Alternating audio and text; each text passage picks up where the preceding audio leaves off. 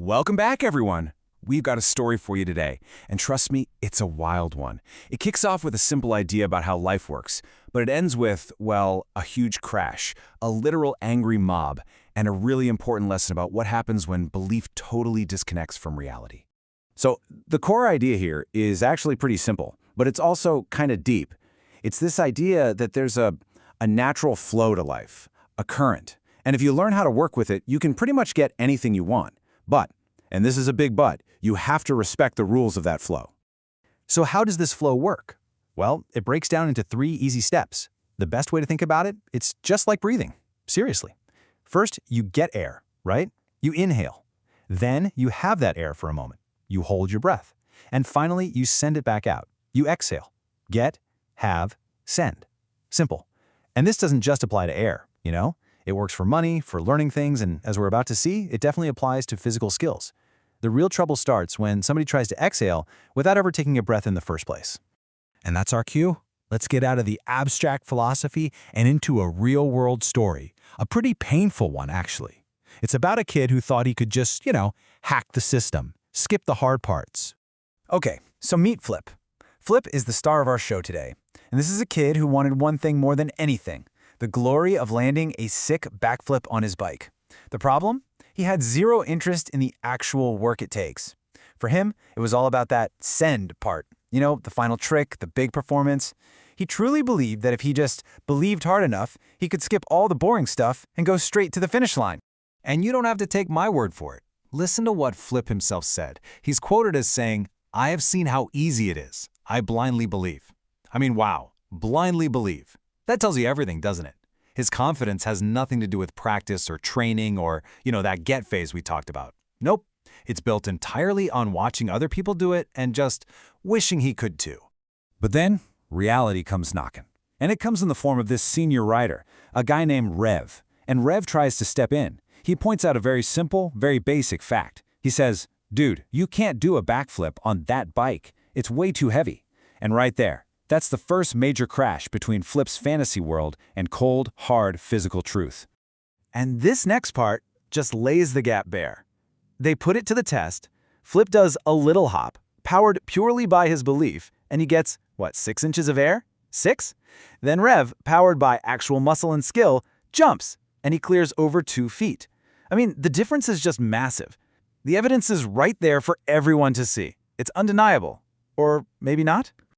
Okay, because this is where the story goes from kinda sad to just bizarre. Instead of looking at the facts and going, "Oh, okay, maybe I need to practice," Flip just completely rejects reality. He says, and I'm not kidding, "I identify as being slender and having perfect muscles. I jumped just as high as you did, you must have blinked." He is literally telling the other guys that their eyes are lying to them. It's incredible. Now here's a really important detail. The bike club wasn't trying to shut him down. They weren't gatekeeping. They actually offered him a way in. Rev says it plain as day. Get the proper equipment and we will happily teach you in small, safe steps. They were literally handing him the get phase on a silver platter. All the knowledge he was missing. But you guessed it, Flip's ego was just too big to accept the help. And this is the point of no return. The moment where you just know this is going to end badly. Flip doesn't just refuse help. He doubles down. He claims he's invulnerable, that his creator and angels will protect him from doing anything harmful. He is essentially declaring that because of his beliefs, the laws of physics, they just don't apply to him. So let's break down the crash itself, because you can see his whole flawed mindset playing out in real time. Mistake number 1, he thinks more speed will fix his lack of skill. He completely misunderstands the physics. He saw the skilled riders who are all about control and thought, "Aha! I just need to go faster." So he's just building up all this raw, uncontrolled energy. Then comes mistake number 2, a purely technical one, but it's a fatal error. He yanks up the front tire of that super heavy bike way too early, even before he hits the ramp, and by doing that, he completely kills any possibility of getting rotation. All that speed he generated, it has nowhere to go. It just sends him shooting up, and then, straight back down. And the result is exactly what you'd expect. The front tire smashes into the ramp and just explodes. It's this loud, violent sound. And really, that's the sound of physics winning the argument. It's the sound of his equipment and his entire belief system just shattering under a pressure it was never, ever built to withstand. I mean, listen to this quote from someone who was there. It's just chilling. He said, "I dial 911 while Flip is still in the air." Think about that.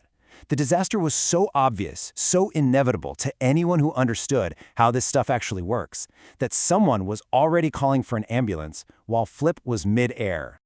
But believe it or not, the story doesn't stop there. The crash was bad, but what came next was maybe even worse, because now we're going to see how one person's lie, all that misplaced energy, can spread like a virus and infect a whole community. Just look at how fast this thing escalates. It's genuinely terrifying. It starts with Flip's lie. He blames the club. That gets picked up by the press as a bullying story. Next thing you know, there's a protest of 50 people. Then that mob grows to 100, and they're throwing gasoline bottles. I mean, it's just this explosion of send energy, this raw anger that's just desperate for something to hit. But what happens when you find out you've been aiming at the wrong thing? This is where the Bike Club plays their trump card. They don't fight fire with fire. They fight with facts. They release a video showing everything, the whole story. You see Flip drinking wine right before the stunt. You see the club members pleading with him to stop. You see the 6-inch jump versus the 2-foot jump. You even see him physically pushing away someone trying to help. It just completely dismantles his entire narrative. But here's the really fascinating and scary part about how a mob works. The truth didn't calm them down. It didn't make the anger just disappear. Nope. All that energy had to go somewhere. So the mob, still fizzing with all this rage, just pivots, and they find a new target to blame: Flip's parents. Okay, so let's tie this all together and bring it back to that idea we started with. This whole disaster, for Flip, for his family, for the whole town, it's a perfect, if tragic, example of what happens when you completely ignore that natural flow of life. This really breaks it down crystal clear. The get phase, that's acquiring skills and gear, he failed, used a heavy bike, didn't train. The have phase, maintaining your readiness, he failed there too. He actually made himself less ready by drinking alcohol. So when it was finally time to send, what was left to send? Nothing but foolishness and recklessness. He skipped steps 1 and 2, and step 3 cost him everything. And this might be the most brutal lesson in the whole story. You can believe whatever you want. You can identify as a pro. You can convince yourself that you're invincible and that angels have your back. But at the end of the day, gravity doesn't care about your feelings.